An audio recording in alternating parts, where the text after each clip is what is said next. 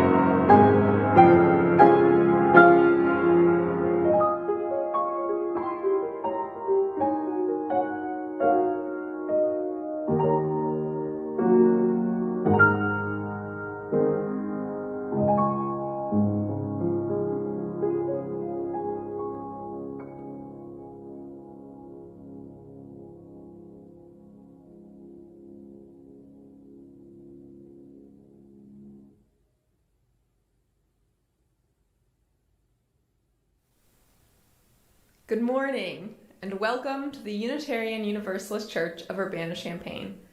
My name is Reverend Sally Fritchie, and I am the Associate Minister of this congregation.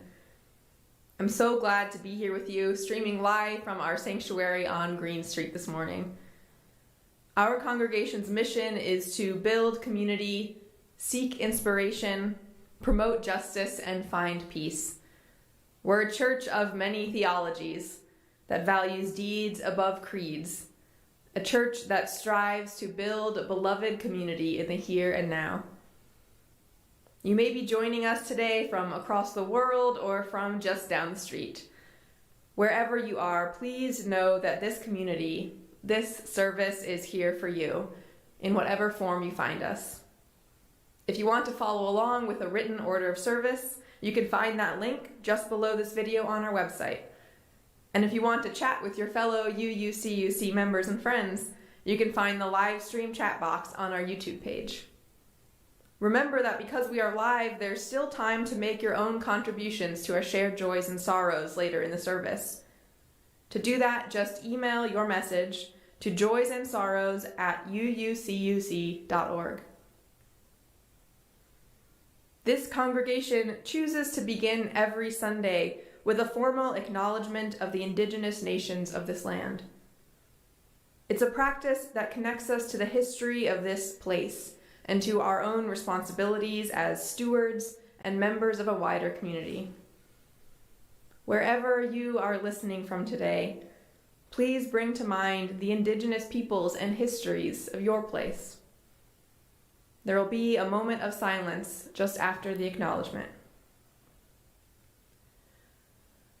We recognize and acknowledge that we gather today on indigenous land, taken through deception, coercion, and violence. We acknowledge the continued displacement and oppression of indigenous communities, and strive to lift up Native commitments to survival, identity, and the protection of this world.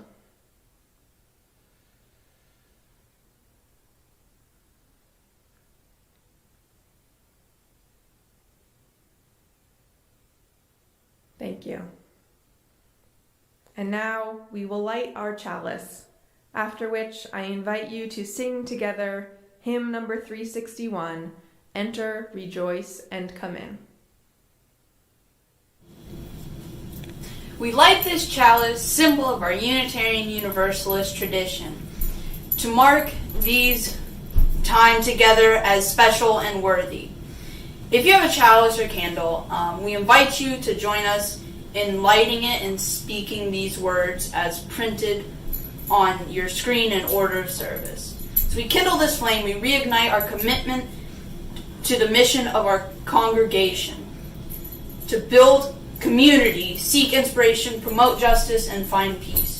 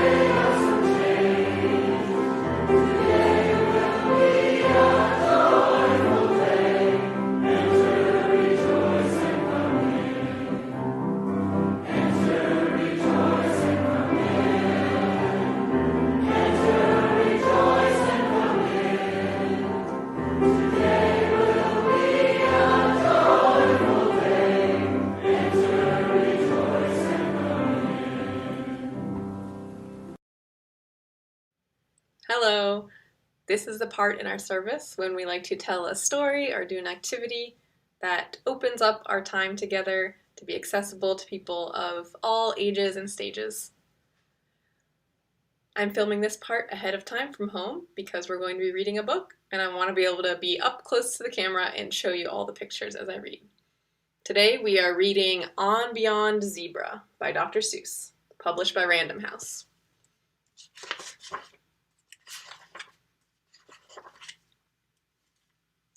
Said Conrad Cornelius O'Donnell Odell, my very young friend who is learning to spell, the A is for ape and the B is for bear. The C is for camel, the H is for hare.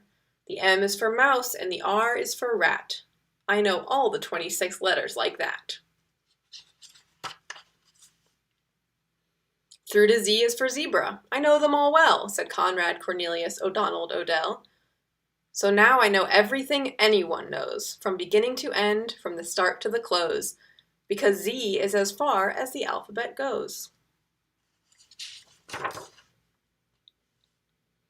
Then he almost fell flat on his face on the floor when I picked up the chalk and drew one letter more. A letter he never had dreamed of before. And I said, you can stop if you want with the Z, because most people stop with the Z, but not me. In the places I go, there are things that I see that I never could spell if I stopped with the Z. I'm telling you this because you're one of my friends. My alphabet starts where your alphabet ends. My alphabet starts with this letter called Yuz. It's the letter I use to spell Yuzamatuz. You'll be sort of surprised what there is to be found once you go beyond Z and start poking around.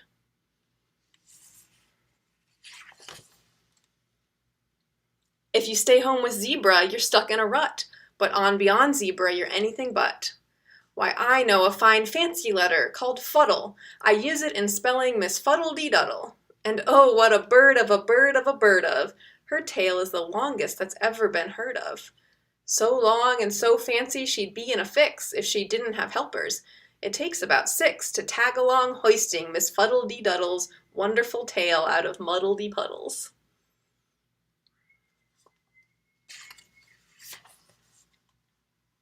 When you go beyond zebra, who knows? There's no telling what wonderful things you might find yourself spelling. Like Quan is for quandary, who lives on a shelf in a hole in the ocean alone by himself. And he worries each day from the dawn's early light, and he worries, just worries, far into the night. He just stands there and worries. He simply can't stop. Is his top side his bottom, or bottom side top?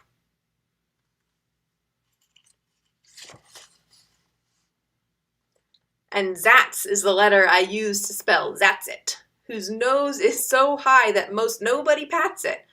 And patting his lonely old nose is the least that a fellow could do for this fine, friendly beast. So to get there and do it, I built an invention, the 3-seater Zatsit nose padding extension. If you try to drive one, you'll certainly see why most people stop at the Z, but not me.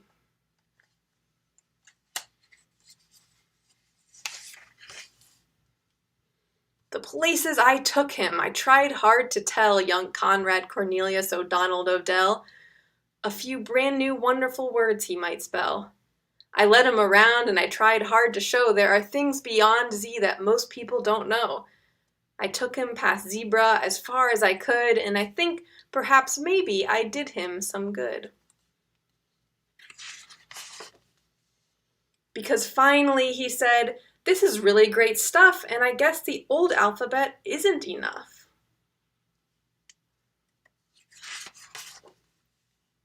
Now the letters he uses are something to see. Most people still stop at the Z, but not he. The end.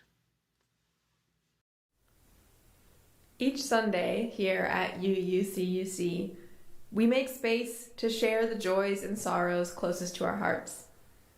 What joys and sorrows do you carry into our time together today? Let them rise to the surface now, and if you wish me to share them aloud, there's still some time to send them in to joysandsorrows@uucuc.org. Together we're going to sing our blessing song, Long Time Son, and then I will share aloud the joys and sorrows of this community.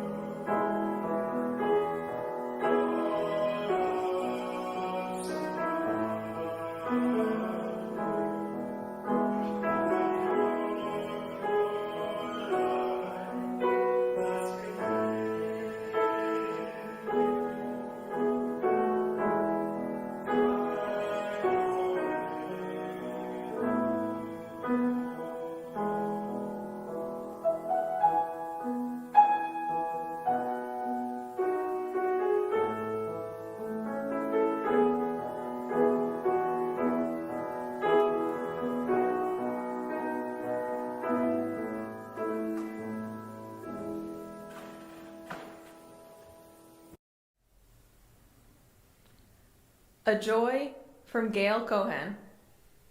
Congratulations to my daughter Karen who just got the letter saying she had been accepted into a new Capella PhD program starting in April.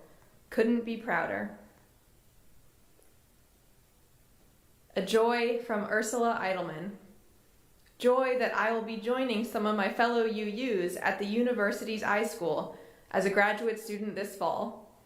I'm in no way surprised at the overlap between librarianship and related disciplines with UUism, and I'm so glad I will be in such excellent company.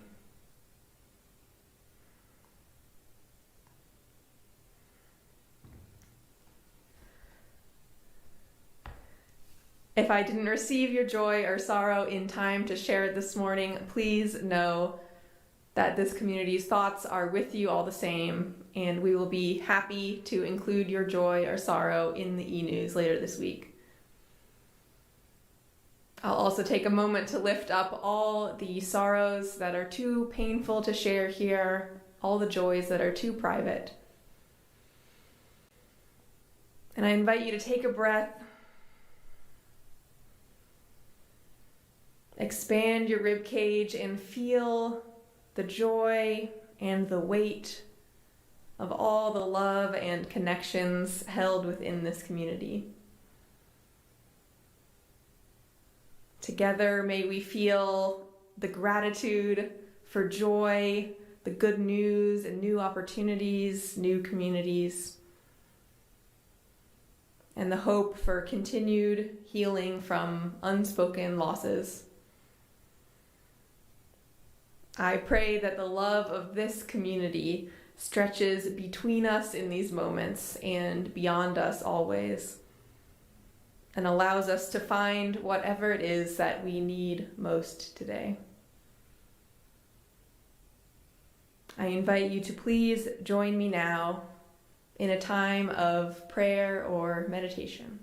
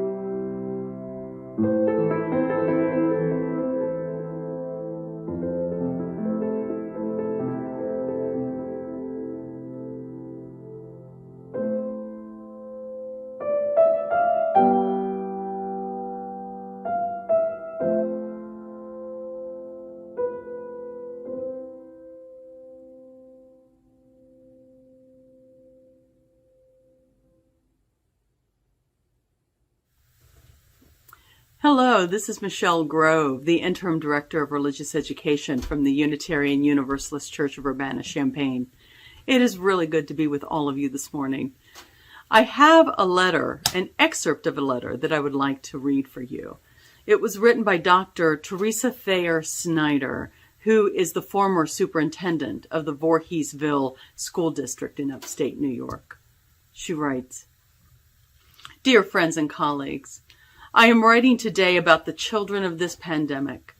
After a lifetime of working among the young, I feel compelled to address the concerns that are being expressed by so many of my peers about the deficits the children will demonstrate when they finally return to school. My goodness, what a disconcerting thing to be concerned about in the face of a pandemic which is affecting millions of people around the country and around the world. It speaks to one of my biggest fears for children when they return. In our determination to catch them up, I fear that we will lose who they are and what they have learned during this unprecedented era. What on earth are we trying to catch them up on? The models no longer apply. The benchmarks are no longer valid. The trend analyses have been interrupted. We must not forget that those arbitrary measures were established by people, not ordained by God. we can make those invalid measures as obsolete as the crank-up telephone. Resist the pressure from whatever powers that be who are in a hurry to fix kids and make up for the lost time. The time was not lost. It was invested in surviving a historical period of time in their lives, in all of our lives. The children do not need to be fixed. They are not broken. They need to be heard.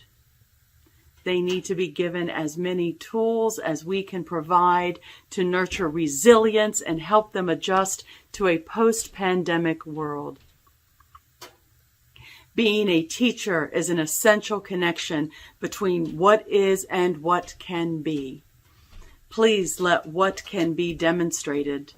That our children have so much to share about the world that they live in, and in helping them make sense of what, for all of us, has been unimaginable. This will help them and us achieve a lot more than can be measured by any assessment tool ever devised. We, as Unitarian Universalists, acknowledge that our circle of care doesn't stop at these four walls. We are deeply connected to the community we find ourselves in and to the wider world. Even as we keep our safe distance, there are countless ways we can find to connect with each other. You're invited to our fellowship hour on Zoom immediately after the service, where you can catch up with all your church friends and talk about what you have planned this week. Remember, too, that we are always collecting for our little free pantries, highlighted here in our pulpit decorations, which provide food and basic supplies to anyone who happens to need them, no qualifications. Know that you are welcome in our support groups, religious education classes, and justice causes. Just keep an eye on your weekly e-news email newsletter for invitations to participate. In fact, this next Sunday night, Valentine's Day, you and all your friends are warmly invited to gather with us online to enjoy the musical stylings and artistic performances of our membership at our very own virtual coffee house. Be sure to put it on your calendar for 7 p.m. next Sunday. As part of our regular Sunday service, in recognition of our very real interdependence and reliance on one another, we pass the plate and share our offering with an organization doing the work of justice in the world. During the month of February, our social action offering will support See You at Home, a nonprofit that serves our neighbors dealing with temporary or long-term homelessness. As this is the first Sunday in February, we'll introduce their work with a short video that gives us an idea of what they do here in Champaign-Urbana.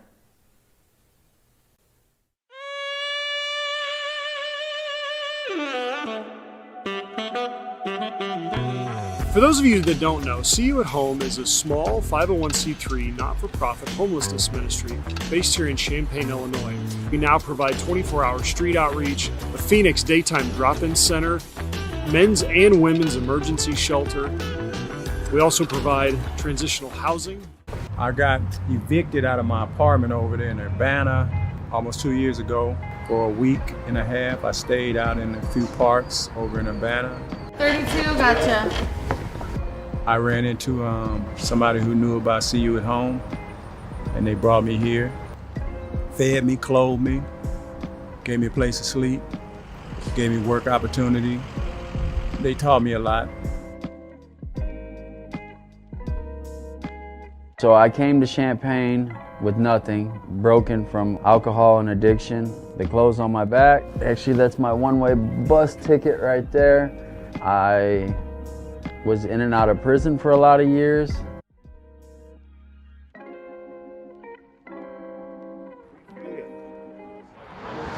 God bless you, Steve. Yeah. Gracias, papi. No problem, bro.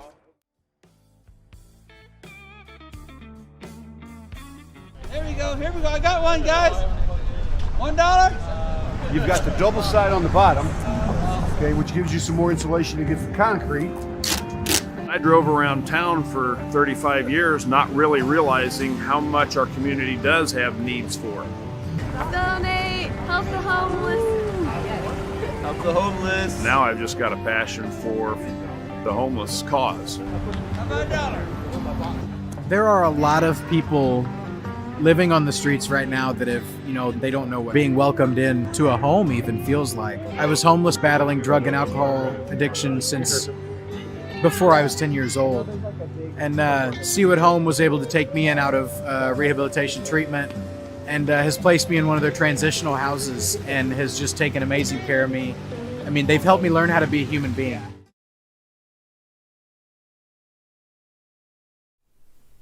You can give to today's offering by text or through the online portal on our website. Half of your donation will go toward the work of this church, and half will go to See You at Home. We invite you to give whatever is generous for you, and know that anything you give will be gratefully received and put to use, helping make a real impact in the world. The offering will now be taken.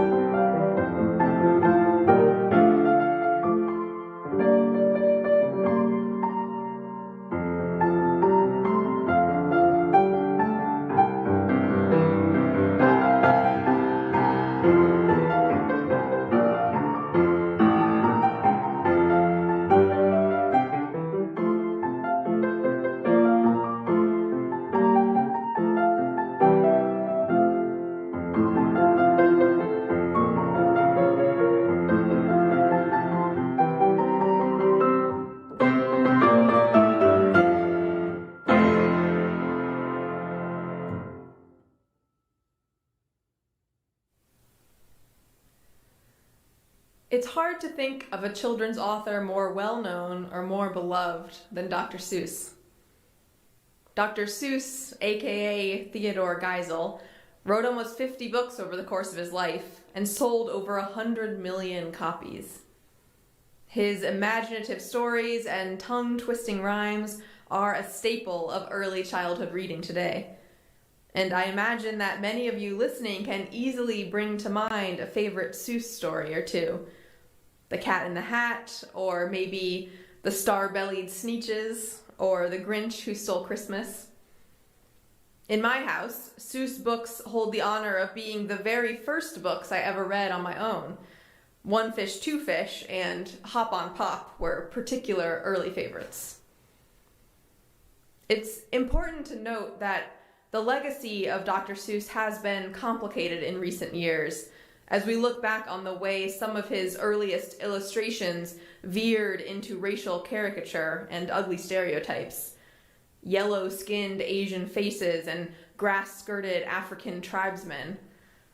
Like many beloved saints of the past, there is more to his story than we may first have been taught as children, and the good is always intermixed with the bad. Theodore Geisel, Dr. Seuss, later expressed regret for his shallow and thoughtless depictions and strove to write books that would teach children the lessons that he had failed to learn earlier in life. The Star-Bellied Sneetches is about the senselessness of bigotry. The Butter Battle book is about the dangers of a Cold War arms race. Yertle the Turtle is about, according to Seuss himself, Adolf Hitler and the abusiveness of authoritarian rule. He was not shy. About his later works, Seuss once said, "I was on the soapbox. I wasn't afraid of preaching, but I was afraid of being dull." It's important to honor the complicated truths about such a beloved figure, but I'm interested today in a different controversy, one that cropped up much earlier in Dr. Seuss's writing career. And it's about how Dr. Seuss was once seen as a terrible threat to the very cause of children's literacy. In fact, the widespread and joyful reading of a book such as On Beyond Zebra, as we did this morning, would once have been considered a worst-case outcome, potentially destroying the minds and futures of our children with its made-up words and its celebration of an alphabet that isn't the ABCs. For as long as there have been children, there have been people with strong opinions about what is best for them. And in the 1940s and 50s, when Seuss began his writing career, there was one accepted right approach to teaching children to read. Children's books followed the Dick and Jane model, which you might remember depending on your own age. These primers were written with a few short words, simple, literal sentences, and lots of repetition.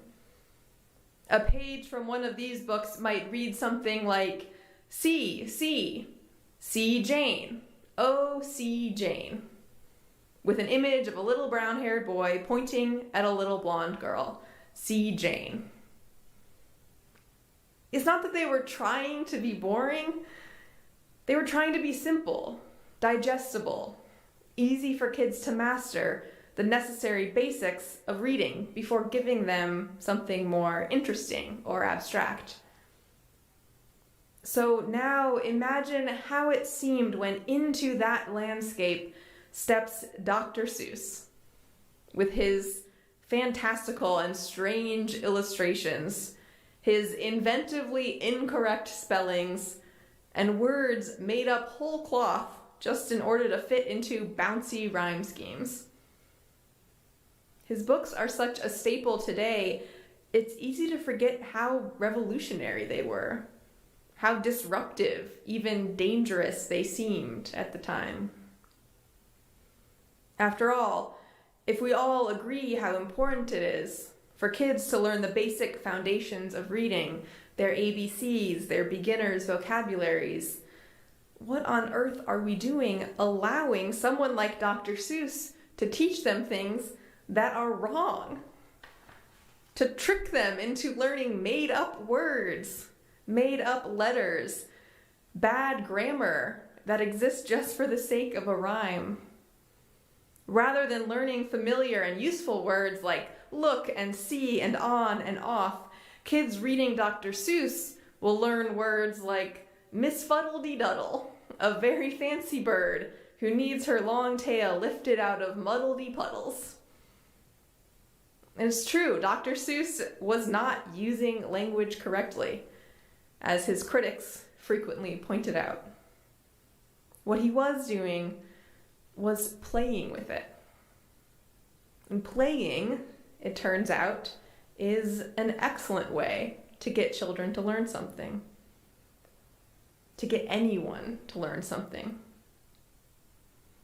Kids loved Dr. Seuss's writing, turned his books into instant bestsellers, and slowly the landscape of early childhood learning began to shift around them.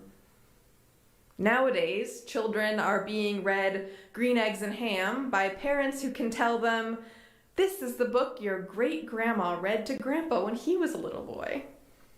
Dr. Seuss has stuck around. Despite those early fears, his books did not produce a generation of confused and illiterate children. And those books of silly, made-up rhymes have withstood the test of time. They continue to stand the test of time because there is space in them to find a message for us all, not just for very young children learning to read.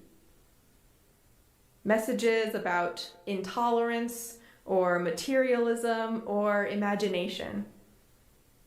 When in our book this morning, Conrad Cornelius O'Donnell Odell recites the alphabet A to Z and says, "Now I know everything anyone knows, from beginning to end, from the start to the close, because Z is as far as the alphabet goes." Seuss may have been echoing his own early critics, and he invites them, and us as the readers, to look a bit deeper and see what there is to find when you go beyond everything everyone knows and explore new ways of learning and knowing. When I first encountered the open letter from a school superintendent that Michelle read for us this morning, I was struck immediately with the truth of the message it contained, and the way in which its author, Dr. Snyder, is so much like Dr. Seuss responding to the Conrad Cornelius O'Donnell Odells among us. Those who insist that we have a set system of knowledge and assessment, a known alphabet of 26 letters we all must learn, no more, no less. No need to change or expand our standards. No need to look beyond Z. Dr. Snyder writes of children during COVID, "There is no assessment that applies to who they are or what they have learned. Their brains did not go into hibernation during this year. Their brains may not have been focused on traditional school material, but they did not sleep either." She reflects that even if the only thing learned this year is how to cope with a loss, how to survive in stress and isolation, that learning is hard-won and legitimate and deserves to be lifted up and acknowledged by us all. There's a great deal happening beyond the letter Z, beyond the letters A, B, C, D, and F. And we may not always know how to see it. There was a piece in the Boston Globe last week surveying high school students and reporting their frustration with distance learning, their feeling of being profoundly unprepared for college, and younger kids feeling similarly unprepared for high school, all the way down to preschoolers' parents worrying about being unprepared for kindergarten. And I'm not here to dismiss that frustration, that fear of falling behind. I know that the pressure young people and their parents feel around education and achievement and the limiting of future opportunity is all too real. But I know that it is real because we as a society make it real. We hold ourselves and each other to standards that often don't leave room for our basic humanity, our different learning styles, different access to resources, different reactions to a society-wide trauma like COVID. We can't seem to help judging each other by where we work, where we study, our grades and accomplishments, and the speed at which we've achieved our goals. But the standards and expectations we exhaust ourselves trying to achieve are not preordained by God or by nature. They are human invented. human constructed and human reinforced. If every kid in America failed every single test they took this year, would you wonder what's wrong with the kids or wonder what's wrong with the test? What it is exactly that we're measuring and why? High school seniors are rightly terrified of not being prepared for college, whatever that means, because they know they're being judged, held against a standard that none of them could meet, at least not this year. Maybe not any year, because in some ways, the disruption of COVID has brought attention to the way marginalized kids have always been falling behind for some of those same reasons of isolation, upheaval, trauma, and disconnection. And perhaps the standards have always been unreasonable. Dr. Snyder, in her open letter, asks if we are worried about catching students up, what is it we're trying to catch them up to? Other students who are also going through this unprecedented year and falling behind in just as many ways? Catching them up to the expectations that we set based on what a normal year looks like? The expectations based on what a normal student looks like? It is within our power to change those expectations. And I believe we can change. After all, Dick and Jane gave way to Miss Fuddle-dee-Duddle and her muddle-dee-puddles, and the world didn't end. Literacy didn't crumble around us. A change that might at first seem like it will undermine kids learning their fundamentals, like it will lower expectations and allow chaos to reign, might actually be exactly the change needed to open up a whole world beyond knowing everything everyone knows. If you are a student struggling with your grades, if you are a parent frustrated with your kids' lack of focus, if you are a human being living through this past year, I beg you to take a breath, take a pause, and find a way to measure the things that actually matter most. Maybe you haven't learned any of the things you were supposed to learn this year. Maybe you haven't accomplished everything you hoped to accomplish. But the fact that you're still here means you've accomplished something. You have learned something. So if you can, I want you and this whole community to lift up what you have been learning, no matter what it looks like. No matter how far outside the realm of our expectations, no matter how far beyond Z you have to go to find it. There's a young adult who grew up in this congregation, Emma, who graduated high school in the spring and chose not to attend college this year. Instead, she's working at the Red Herring Cafe and spending time developing her interest in drawing, while also learning American Sign Language on the side. There are a myriad of voices out there trying to tell her she should be worried about falling behind, should be worried about the kids younger than her who are advancing ahead along the preordained academic track. But what those voices don't see is the depth of experience being felt alongside a community of coworkers in a busy cafe kitchen. What those milestones and assessments don't capture is her rediscovering a love of art, or the spark of genuine human connection when a deaf man came to the cafe last week and was overjoyed to be able to make his order in his own language. What measures this? What grade could possibly reflect the lives our young people have lived this year? The lives we all have lived. Make no mistake, this isn't just about the kids or even just about the educational system. This is about all of us. This is about the hiring managers, the well-meaning relatives, the church members, the friends. It's about all of us resisting the urge to measure each other with scales and milestones that simply do not apply. Measures that don't account for the reality that we are all living through, or the true depth of the unmeasurable things that we have learned together. The losses and coping mechanisms, the support systems, the technology, the profound human potential for reimagining our world.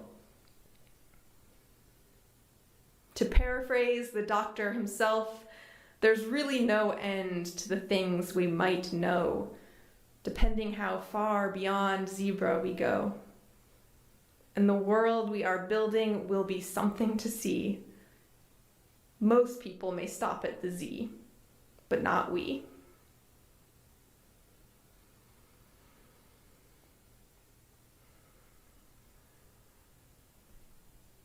Earlier this week, I invited a member of our congregation to join me in our virtual pulpit and share his own wisdom on the topic of falling behind and how we can expand our view of success during COVID. Please enjoy this reflection from Joe Omoasagi, who works as a counselor at Parkland Community College and who's a father to 2 boys. Those 2 words, falling behind. I don't know what it means, but I know that not everybody starts at the same point. And so we live in a society where everybody's behind the 1%. So are we falling behind, or are we ever going to ever really catch up? Because the system, at least in my view, is stacked against a majority of the people. So we are always behind. Falling behind means that there is a measurement. There is a line that you have to get to. And if you don't get to that line, you're behind the line. And one of the things that this pandemic has shown us is that the unevenness of everything we do in this society. I forgot to mention, I'm president of a mental health board right now. And from a mental health standpoint, one of the things that this has shown us is that we need our schools, we need our community, we need all of us to be fully vested in how our society runs. Mental health is health. And I think when we separate mental health and physical health, and it's not just up to those people, but all of us have to be involved in it. I'll use my 13-year-old as an example. He wants to do a lot of experiments. Right now, we have some maple trees out on our property, and he's tapping the maple trees so that he can make maple syrup. And he talks about temperature matters and how much maple syrup comes out of a tree. I did not know that. I thought you just stuck it in and it would come out. But now after reading about it and know that it has to be at a specific temperature, that is learning. The process of learning is not just something that is one-dimensional and you get a grade at the end of it. In our schools, it would come down to him getting an A, B, C, or D, or an F. But he's learning something. It's a skill that, I don't know if where or when he would ever use it, but we have maple syrup that he has helped collect and make. So has he fallen behind? I don't know. But is he where he's supposed to be? I believe he's where he's supposed to be because he's still asking those very curious existential questions of why and how. He's still vested in that curiosity and wants to know more. That's how I hope we evaluate each other based on the knowledge that we can share with one another in those conversations. I don't have all the answers, but I'm willing to say, hey, I didn't know that, so tell me more. And that's, to me, would be the educational system. It's harder to grade because it's not A, B, C, or D. It's harder to grade because you have to present a portfolio of saying, These are the things that I know about myself. These are the things I want to share with you. These are the things that matter to me. And this is what I have learned in the process of being in this classroom for the last 12 weeks or so. And that's important. I hope we as parents are making the right decision to have our children be in a place where they can ask questions and receive feedback. And the feedback isn't just you have to, but the feedback is saying, what do you think? Why? How? What? If and when? The good news is that we're still talking. The good news is that we are open to new ideas. The good news is that we are still curious and we want to know and we want to be better.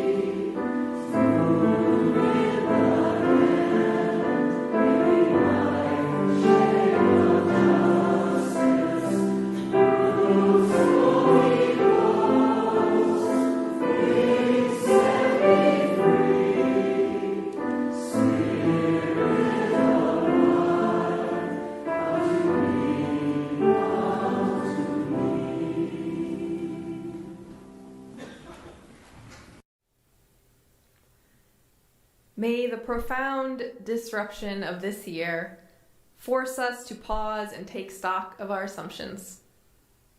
May it challenge us to reach beyond what we know, beyond what we think the next generation needs to know, and how we think we need to be measuring each other. May we find a world on beyond COVID in which the models no longer apply, the trend analyses are interrupted, and the old ways are as obsolete as a crank-up telephone.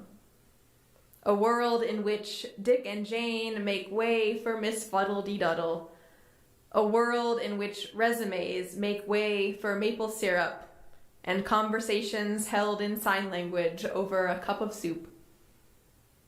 Our closing words today come from UU Minister Reverend Gretchen Hawley.